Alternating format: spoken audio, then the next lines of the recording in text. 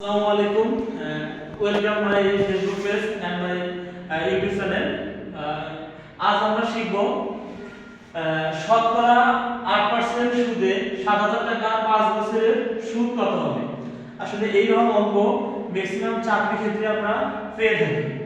অনেকে আমরা শর্টকাট নিয়ম না জানার কারণে এই অঙ্কগুলো আমরা করতে অনেকটা সময় লাগাই এবং পরবর্তী কোশ্চেনগুলো আমরা অ্যানসার করতে পারি না। এই অঙ্কটা আমরা আজকে শিখব দুইটি নিয়মে।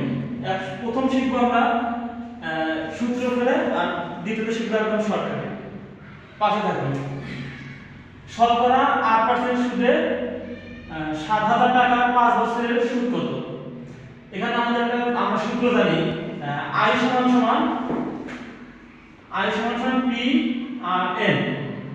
এখানে শতকরা 8% পার্সেন্ট হচ্ছে মুনাফার হার, R সমান 8%। আমরা লিখতে পারি R, এবার লিখে নেই P N।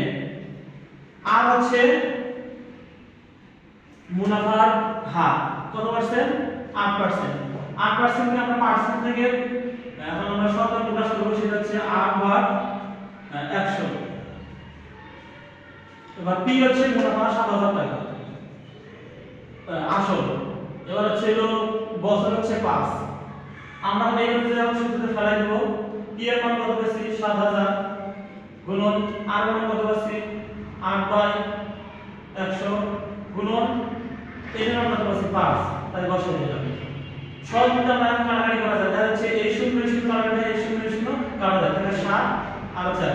এই যে উপরটা নিচে গুণন হবে 27 কত হয়? 56 গুণ কত হবে? 5।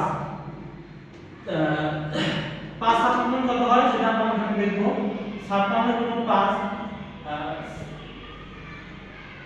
5 6 30 30 হাত থেকে 3 5 7 25 26 27 28 280। তাহলে কত হলো? 280।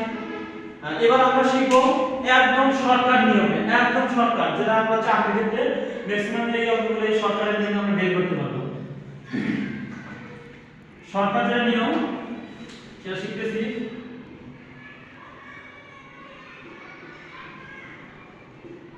শর্টকাট হচ্ছে যদি এইরকম পার্সেন্ট দেওয়া থাকে এবং তার থেকে ডাবল শূন্য দেওয়া থাকে, সেক্ষেত্রে আমরা যেটা লিখতে পারি, প্রথমে আমরা লিখব 8 গুণন এই যখন আমরা শতকরা বের করতে বলবো, অর্থাৎ শতকরা থেকে তখন আমরা জানি মনে মনে 100। এই 100টা কি? যখন এই 100 বের করে পার্সেন্ট বের করার জন্য দুইটা শূন্য কাটাবো, দুইটা শূন্য কাটার পর বের করব 7। তার সাথে গুণন থাকবে কত? 5। তখন আমরা গুণ করে দেই। দেখো 27 কত হয়? 56 গুণন কত? 5।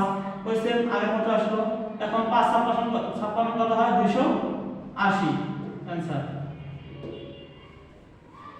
এইভাবে আমরা প্রতিটা অঙ্ক করতে পারি। এবার আপনাদের কাছে আমার একটা প্রশ্ন থাকলো যে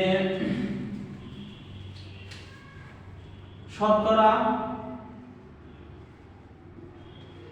12% সুদে 15000 টাকা 7 বছরের সুদ কত হবে? কমেন্ট করে জানাবেন।